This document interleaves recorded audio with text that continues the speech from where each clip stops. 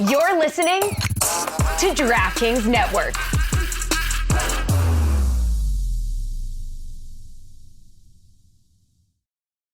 Folks, Smirnoff. I love it. Smirnoff knows there's no I in football. It's a we thing, best enjoyed with good drinks and great company. Home or away, we rally together, cry together, and always rally cry together because there's no I in fandom. Smirnoff, the world's #1 vodka, is perfect for easy, delicious cocktails for fans over 21. As the official vodka partner of the NFL, Smirnoff's award-winning taste has been igniting the collective spirit since 1864. Grab a bottle of Smirnoff at your local retailer and head to Smirnoff.com to find recipes of delicious cocktails perfect for game day. Please drink responsibly. Smirnoff, #21 vodka, distilled from grain, 40% alcohol volume. The Smirnoff Company, New York, New York. Please do not share with anyone under legal drinking age.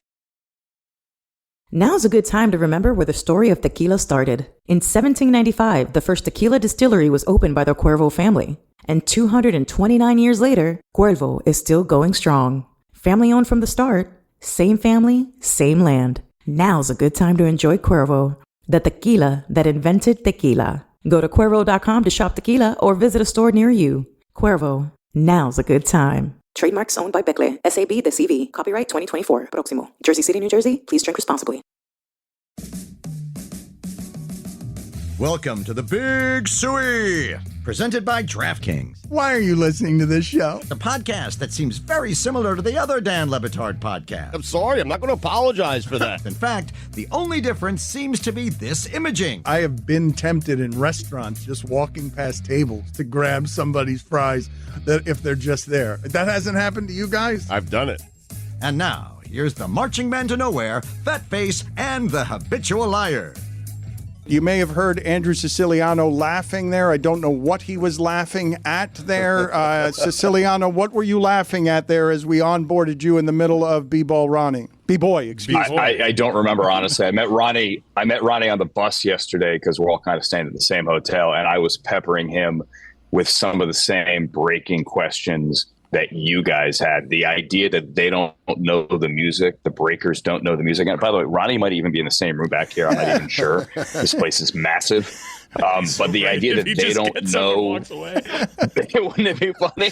I improved my shot. It was so dark last time at the dressing room. It looked like a hostage video. But anyway, they don't know the music, right? Yeah. And like the idea that they don't know the music is just bonkers to me. So, now, Andrew, when you say you have the same breaking questions for Ronnie, do you mean questions about breaking the sport, or do you mean breaking questions like we had? We had a breaking question. I mean, they about the sport, but I guess we could have framed them as breaking news about breaking about breaking. I'm excited. I can't wait for Sonny Choi, 35-year-old Estee Lauder executive, to get out there. I mean that. Like, it's an amazing story. There's so many cool stories. Like, how about Andy McDonald, right? Like, skateboarding legend from the 90s. He won like X Games gold skateboarding with Tony Hawk like in 1996. And he was out there as a 51-year-old yesterday competing for Great Britain because, hey, I just found out my dad's from London. I could get a British passport with a bunch of teenagers yesterday in the skate park final. I mean, that's bonkers. He has a son who was older, is 18, than every single woman who was on the podium for that event on Tuesday.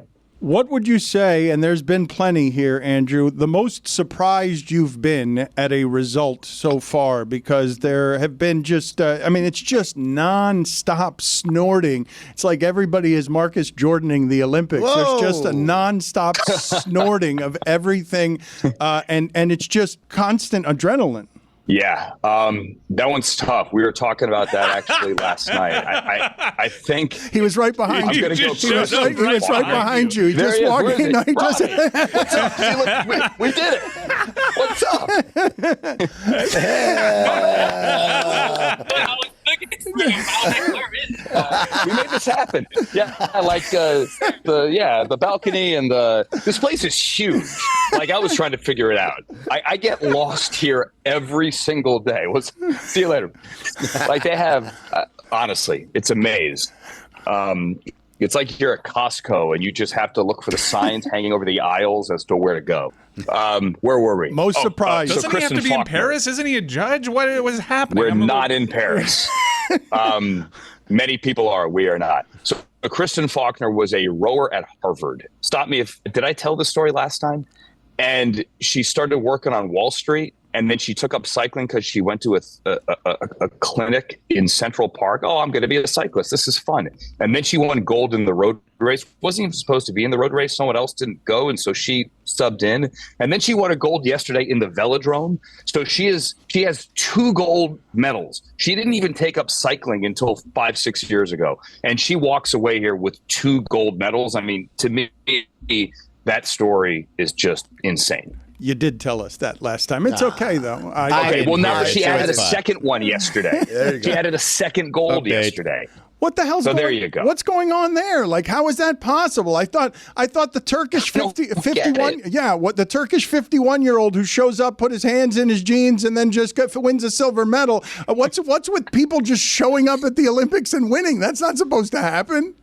We had our first men's weightlifting U.S. medal in 40 years, something like that, yesterday as well. We have like the U.S. women against Australia water polo. That could get mean and nasty today. Women's volleyball, big rivalry, USA-Brazil today. So we're getting to the point where it's like, the big headliners finally going at it in the semis and finals. So we're getting to that. We got Noah Lyles as well today. I mean, Noah Lyles woke up and tweeted something like, "You're already dead." Did you see that? Like an anime reference here from a character that I don't know anything about, but "You're already dead" in Japanese. So he's calling his shot. He claims it's over today for the 200. He's getting his double. Siciliano, can you turn over your right shoulder and read off of that guy's shirt who's standing behind you? Can you just... Greg was right, and you know it. Oh. See? And you know it. Can you take us through... Who else is in this studio? These guys... Who else do you want me to find? These guys... Roll call. They're all at... he's being negative somewhere else. Peacock's Gold Zone. They broadcast 329 medal moments from Paris.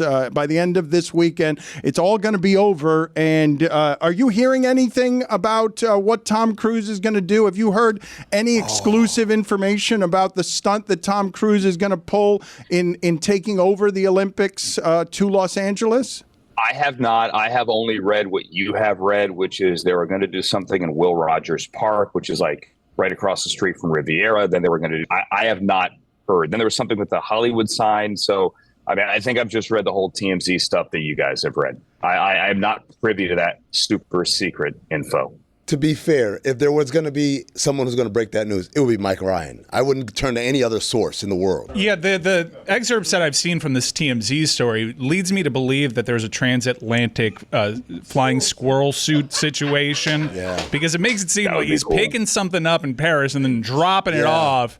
Now, he may indeed, if anyone can figure out interstellar travel. That's a good squirrel. And like breaking the speed of light, it would be Tom Cruise. In a squirrel suit. In a squirrel suit. So 15 hours across the Atlantic. Some would say this mission is impossible. Didn't Phil Collins do that like during Live Aid where he played London, hopped on the Concorde, then played New York? Yes, he did. Shout out to the Concorde. Yes, he did that. Yeah, squirrel something like that.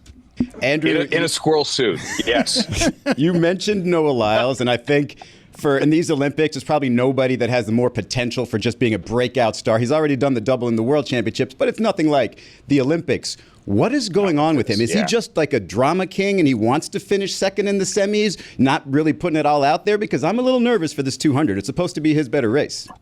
Yeah, he doesn't lose even heats in the 200, so the look on his face when he didn't win that heat, I was reading his face, and there wasn't like the big smile, big deal, I don't care. It was kind of stoic there. So I'm curious to see. I think he's still going to have that same Noah Lyles energy. I don't know if he's going to take a Pokemon card out of his suit like he did back at the U.S. trials. But this is it. I mean, this is the Wheaties box. This is everything if he can get the 200. Now, if he does it I guess whatever, big deal. He still got the gold in the 100, but this is his thing. I mean, he calls the 200 his wife and the 100 his mistress. City of Light and City of Love. He's bringing them all together. He got the one that people doubted him, right? Like he wasn't supposed to. I mean, he said he was going to get it, but people doubted him on the 100. No one doubts him on the 200. He is supposed to win the 200. But if he gets them both, then he's Carl Lewis. Carl Lewis in '84 in LA. And I mean, he has written his ticket for life if he gets this. Andrew, you said this would make a breakout star, but we've known about Noah Lyles for a while now. Simone Biles we've known about for a while. Katie Ledecky we've known about for a while. Who is the breakout American star whose life is going to change? Not just like, oh yeah, you won a gold medal, but you're coming back home and now you're getting Wheaties boxes and commercials and all types of exposure. That's a good question. I'm a fan of Gabby Thomas. She won the 200 and did so cruising to victory. I mean, we know Gabby Thomas, I guess, but that was a big stage for her to claim it. I love Gabby Thomas as well. I'm a huge Gabby Thomas fan. Steven Edorosik, maybe. The pommel horse closer, your Mariano Rivera of pommel horse, if you will, who came in and closed, and he's got the glasses and he's got the memes and everybody wants a picture with him. I think Alana Marr, women's rugby, which seems like a year ago already, but it was the first week, and the fact that they won in walk-off fashion like that, I mean, that was one of the first shock the world moments, I think, for not only the Americans but for the games in general. I think she with that platform, Tom Brady. I mean, look at her social media. She already had a gazillion followers. She was already I don't know how many she had on TikTok, but she was a massive TikTok star. That has exploded. And I guarantee you she's making serious bank there. Everyone wants a picture with her. So I think those are the American names that have truly written their ticket, I think, when they get back home. Gold Zone and Peacock have crushed it. 10 hours a day, every day, all week long. Loves it. You finally linked up with Scott Hansen. What was that experience like? What was the feedback of that experience? The feedback was good. We had a good time. Maybe in retrospect, it would have been great to do it on a Sunday, like we're together on Sunday. But there were so many golds to hand out over the weekend, like 48 golds in 49 hours. But making us the story, if you will, would have been silly. So we did it on Monday. We did 45 minutes thereabouts to an hour. To me, it kind of felt like that old Martin Short, synchronized swimming bit from SNL. I know you, but we're not the same person, obviously. It was fun. It was back and forth. Nobody was trying to step on the other one. Maybe we'll do it again. I didn't want to talk too much. He didn't want to talk too much. There was so much great stuff going on. We're trying to cram as much on the screen as we can, but yeah. It was cool. It's like Pacino and De Niro in Heat sitting across each other. Just like that. We appreciate it. Yeah, they put up the Kobe and Shaq pictures. I'm like, come on, guys. It was, hey, I liked that people liked it. How about that? If everyone at home liked it, then good times for everybody. We appreciate all the work, and we appreciate you making so much time for us. By the way, stunning to see your hair look this resplendent at the end of this gauntlet that you've run. I mean, it looks so good. Well, so strong. I did make the turn. When I made the turn, I'm like, there's a little, I didn't like that little spot I saw back there. So we might have to go fix that before we get on air. Can you fix that in post? We'll edit please? it, even though it's live, and everyone's already seen it. Thank you. Good seeing you, Andrew. See you guys. Mike, you were singing in my ear. You're obsessed with Brandon Ayuk. You wanted to interrupt everything Siciliano was saying. I had coffee with Macaulay a half hour ago because I got heat on my mind. Not the Miami Heat. I have nothing there. We have our news that we're breaking next, but apparently it's already broken on the internet. No. Yeah. According to @Batard Show on various social media channels, John Tesh will be debuting a new edition of Roundball Rock after the break. The new edition. The new edition. Yeah, remember during edition. lockdown, John Tesh made a promise to us. Yes. That we could have the rights to Roundball Rock. Yes. Now, little did we know this would be a major deal for us because we never thought that NBC would get the rights back and Roundball Rock would be back in the big leagues. I know that Fox uses it for college basketball, but he promised us this, and he could have just walked away from the deal, pretended like it wasn't legally binding, but he's a man of his word. There you go. Honor. So we are debuting a new edition of Roundball Rock. The new edition. The new, not a new, the new. The new edition of Roundball Rock coming up after the break. A lot has changed over the years, audience. As you've been so kind in pointing out, my shirt size has changed over the years. Look, I started this show as a 19-year-old boy. and now I'm a 38-year-old dad. But along the way, one staple of my life has been Miller Lite, and those of you that have been listening to us know this. I've been a Miller Lite guy since day one. I've been pretty honest about that. So let's get down to the nitty-gritty. What is the best thing about the original light beer Miller Lite? It sparked this debate way back in 1975, and we still haven't settled it. For me, it's the undebatable quality. It's great taste, and it's less filling. Whether you're out with your friends, at a game, at a bar, in the shower, Miller Lite delivers Miller time every time. You don't have to choose what's best about Miller Lite. It has great taste and is less filling. Tastes like Miller time. To get Miller Lite delivered right to your door, visit MillerLite.com/Dan, or you can find it pretty much anywhere that sells beer. Celebrate responsibly. Miller Brewing Company, Milwaukee, Wisconsin, 96 calories per 12 ounces, fewer calories and carbs than premium regular beer.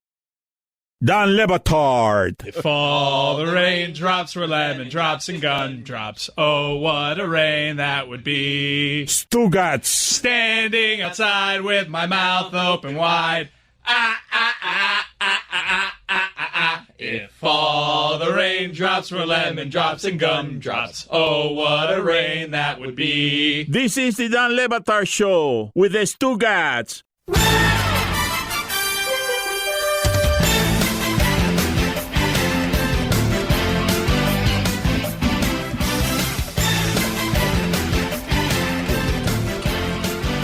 Very exciting. This music makes me happy. I don't know how many of you are made happy by this music instantaneously.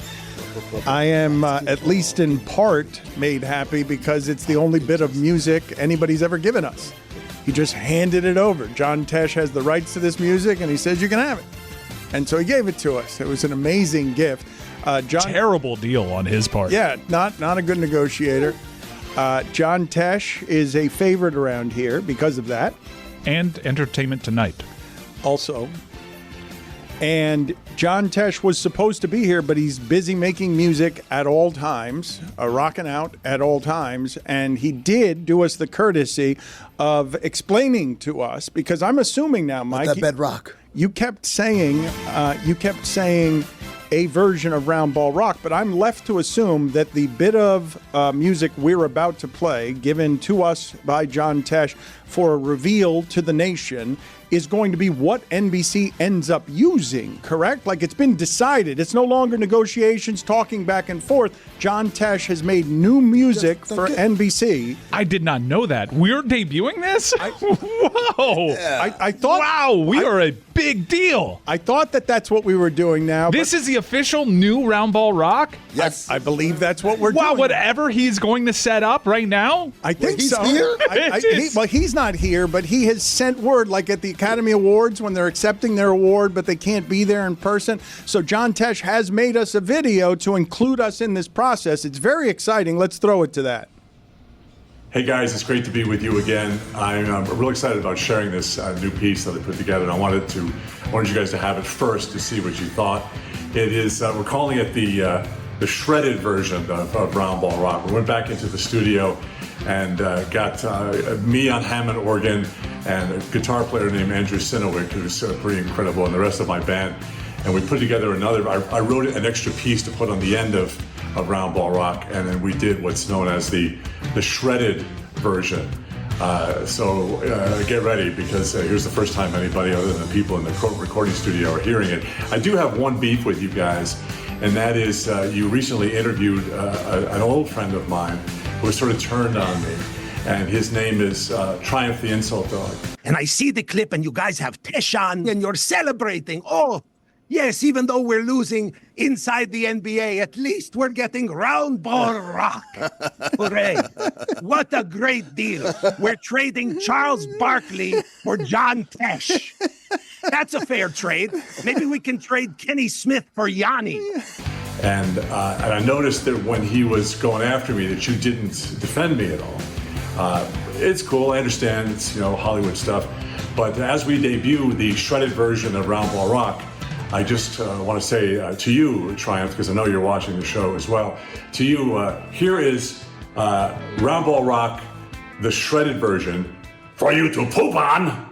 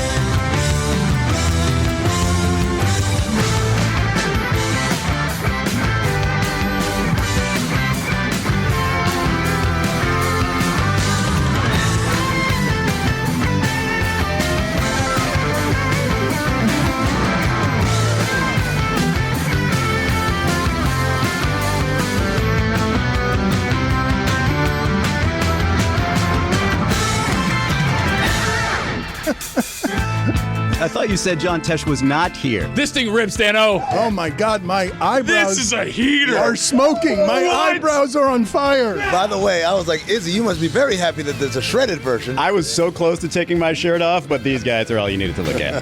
Oh, you should have taken your shirt off. The Izzy version, the shredded version. This is the biggest thing we've ever done on our show. This harkens back to a time. This is the greatest thing. Is our guitar player like the third member of Simon and Garfunkel? What is this look here? Because it's not John Tesh. No, it's John Tesh's brother. That's it. Phil Tesh. For the audio audience, in the back there, Tony and Lewis, they were losing their headsets while also weirdly starting to break capoeira. Visually spoofing Saturday Night Live, which was spoofing the Dunk It. Basketball, gimme the balls. I'm gonna dunk it.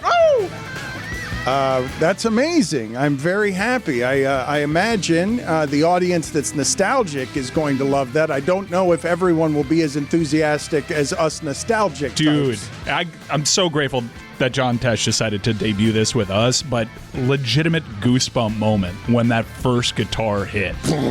And I realized that this wasn't a joke and we were actually going to over-deliver on something. This might bring back hair bands. It's that good. Yeah.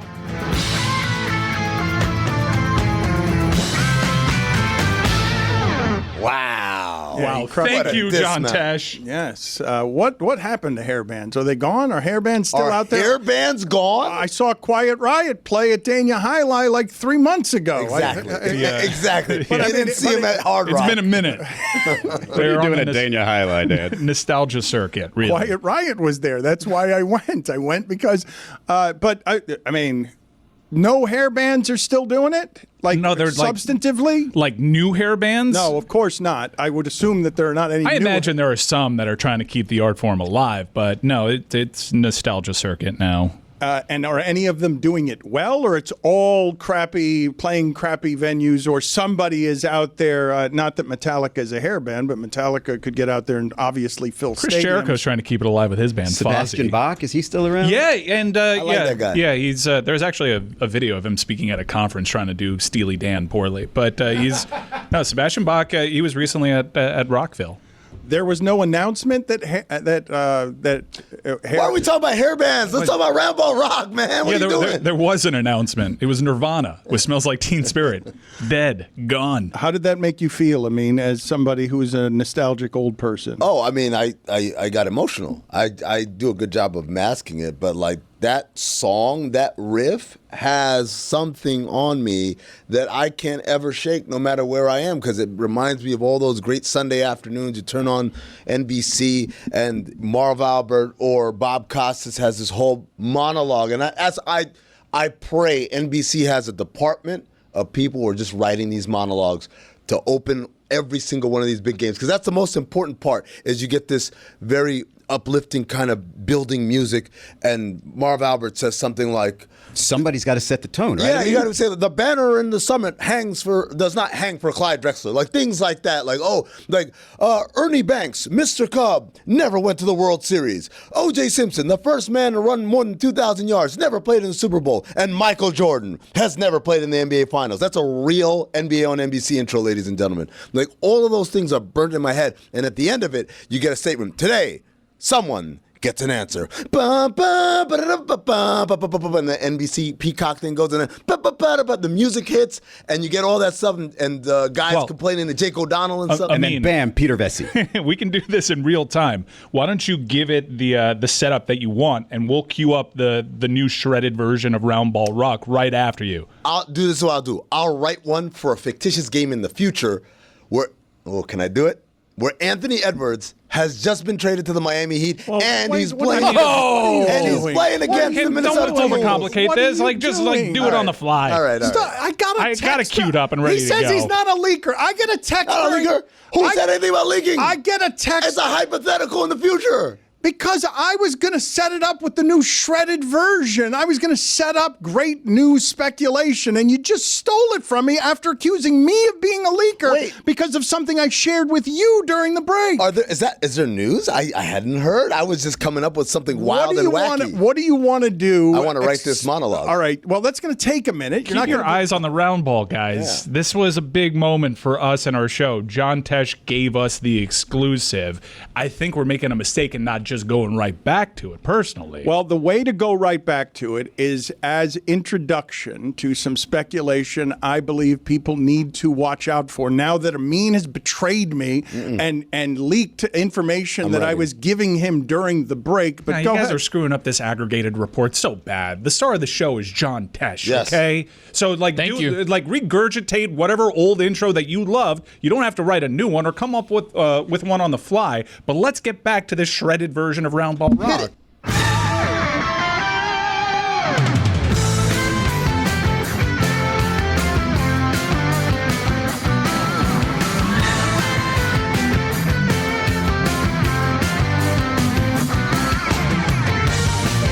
It's pretty close to the original. Yeah, but it's shredded, Dan, the shredded version. This one's not ours, just to be clear. I'm sorry, yours. Right, that is correct. This one does not belong. We actually owe them $20,000. This now belongs to NBC. You may have Turn heard that down, Ben. They paid a lot of money for the rights to basketball. Music rights are expensive. It's why Stugotz isn't here today. We couldn't afford his daily rate. The music has gotten very expensive ever since we left ESPN. ESPN wasn't willing to pay for any music either. No, that was the whole thing there. Our issues with rights predate independence. Very exciting.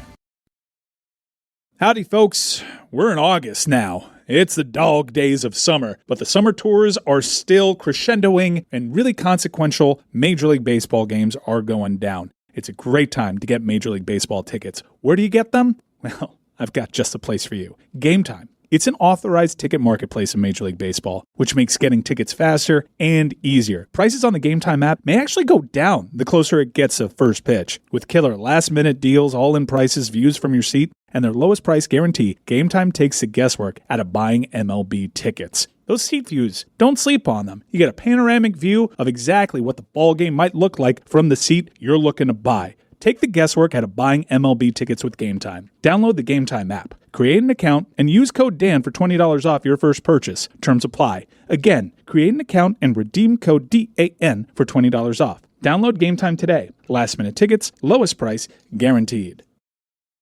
Don Le Batard. Doc Rivers. Joel's he's gonna tweet what he wants to tweet, and I'm quite frankly I'm fine with it. If anything, I want to go to Miami too. Is that all right? I mean, isn't supposed to be in the front office by now? Hey, I can hit the back nine right after practice. Oh, he'd love that. Oh my God, Stugotz. It's a match, man. Me and Joel, let's go. I mean, Stugotz. It's a great question. It's a great question. If they win Game 6, that hurts my chances of coming down here and being head coach with Joel. It's a real handsome question, Stugotz. This is the Don Le Batard Show with the Stugotz. I can't believe that Amin just did that to us. But you're writing, you're busy writing, you're going to spend the rest of the time writing an intro, because this was the time, I would say, this music harkens back to a time for you when you were first falling in love with basketball, as the idea that, wait a minute, I can make my living at this, and then eventually compare it to working in the salt mines. I can make my living working in basketball because I'm falling in love with everything the sport is. This is the musical background to that feeling? This is the soundtrack to that feeling, absolutely. This is the song that plays. It's very easy in this business, Dan, to get jaded. Jaded in the sense, not in the sense to call it a salt mine of a job, but jaded in the sense that, people ask me, what's your favorite team? I don't have a favorite team. I'm like, what? How's that possible? I'm like, well, I just like basketball, but it's because I've consumed it as someone who knows how the sausage gets made for 25 years or so, almost going on 25 years. So a lot of that kind of that innocent love is gone. Like I see things happen. I'm like, yeah, of course it's happening because this guy is talking to this guy and this guy's got a problem with that guy, whatever. I don't get to have that fandom of just like, oh my God, what's my team gonna do, whatever. that feeling only resurfaces when I hear that song. I made my kid watch an NBA on NBC intro the other day. I don't remember, what was it? Because I was trying to explain. Oh, wow, this is going to really spiral out of control. I was trying to explain the Alan Parsons Project serious song, right? Like this is the famous Michael Jordan intro, the way that they would come into the arena and end the introductions with Michael Jordan. And so I told my kid, I said, this song literally, if you play it to people of a certain age, it only means one thing. It don't even mean Alan Parsons Project anymore. It just means I'm North Carolina, I'm Michael Jordan, which by the way they reprised in Hard Knocks that I want to talk about later.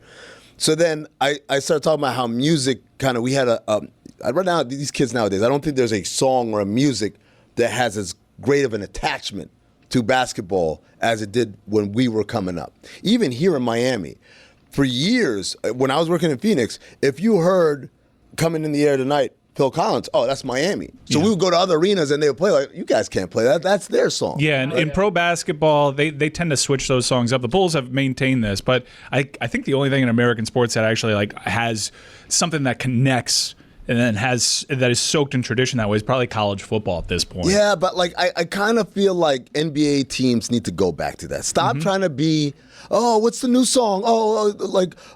Kendrick Not Like Us. Well, how many teams are going to have Not Like Us as their intro music next year? Not the Raptors.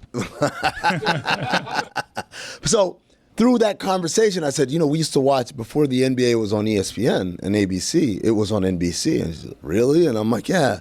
And this is how it would start every game. And I played this whole playlist of one, and this is before practice, where I'm taking my kid to practice. We're sitting in the car, we're watching YouTube videos of just all of these great monologues by Tom Hammond, by Bob Costas, by Marv Albert, where they are painting a picture. It's poetry. It really is poetry. As I'm trying to write this, I'm trying to mimic and imitate what they're doing. And it was this thing that got you ready.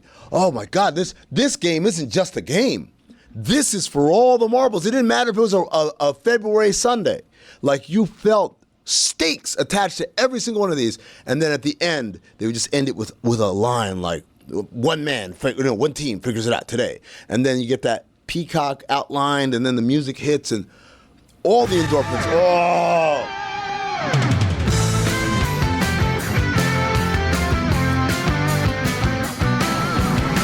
I think Amin nailed it just with the word stakes. Nobody sets the stakes quite like NBC. For me, at least it wasn't basketball. For me, what made me fall in love with the NBA was honestly the replays of the finals in '84, but then a little older when it was TNT, but it was because it was the late night game, right? I felt like I was doing something special because I was up late. My mom's like, you better wake up early. And I'm like, don't worry, Mom, I'll get up. And so but when we got to the weekend games, it was, hey, put mom away, put the children away. Like, it's just focus on the TV. It was a big deal. Like, I remember telling my mom, especially for a playoff game, and it was on NBC, I remember telling her, hey, listen, I'm going to get unreasonably upset today. I might even break, like, the recliner chair. Just leave me be for at least 20 minutes after the game. And all of that was set up by NBC. Nobody did it the way they did. And I think bringing that back, because they got Sundays, right? I mean, bringing that back on Sundays after Sunday Night Football is going to sort of reset that a little bit better than Turner did. I'm telling you, there's nothing that used to, for you talking about teenage Amin, you want to drive me crazy? Like, let's do it.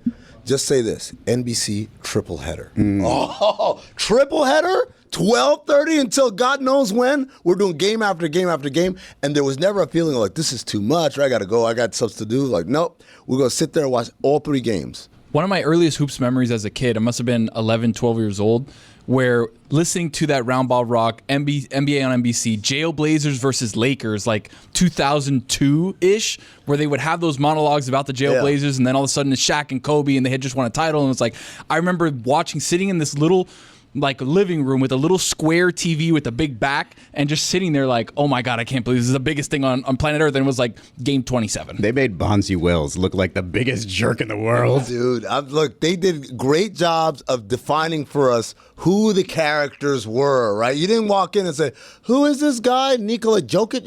No, we knew because they had painted him as either the hero or the villain.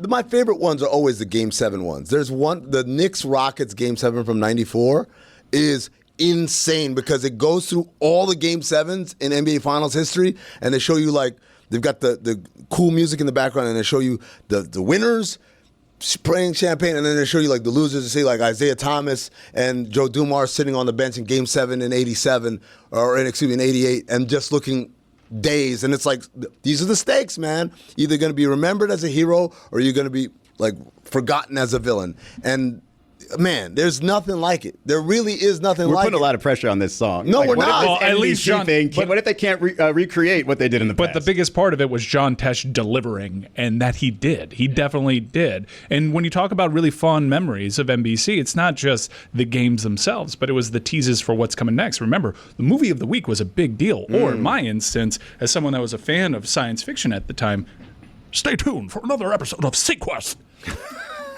I can't believe hearing you guys talk. It's making me think that everything you're just describing in the modern age can't be so again, because we're getting too much sports from everywhere to be falling in love musically with a triple header of regular season games, because we have that we are consuming so much of this stuff that it can't be the wonder and discovery that you're talking about. I think you're wrong. Because we're living in a time right now, you can't appreciate nostalgia. 20 years from now, if Carrie Underwood isn't still doing the intro to Sunday Night, people are going to talk about Sunday Night Football on NBC the way that we're talking about the NBA on NBC right now. Oh, Carrie Underwood, all right, Sunday night, and then the John Williams score, like all that stuff, it matters in the moment, and you don't really have a true appreciation for when someone's absolutely killing it and knocking it out of the park, the way that John Tesh did.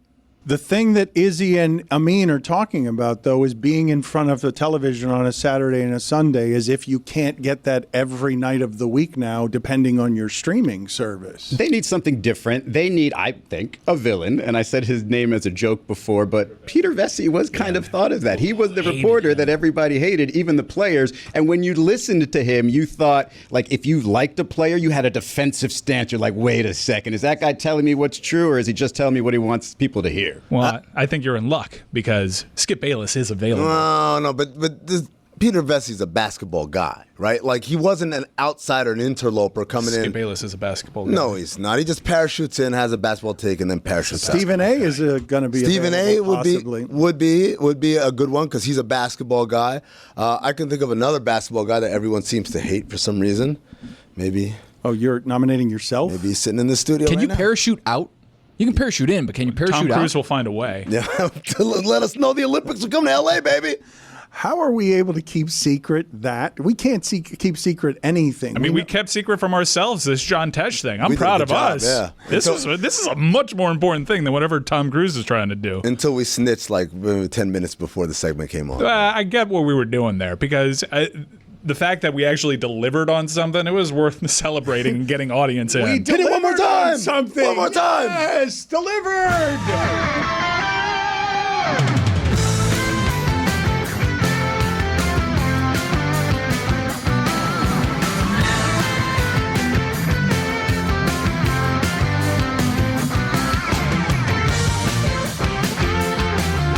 Can I borrow your air guitar?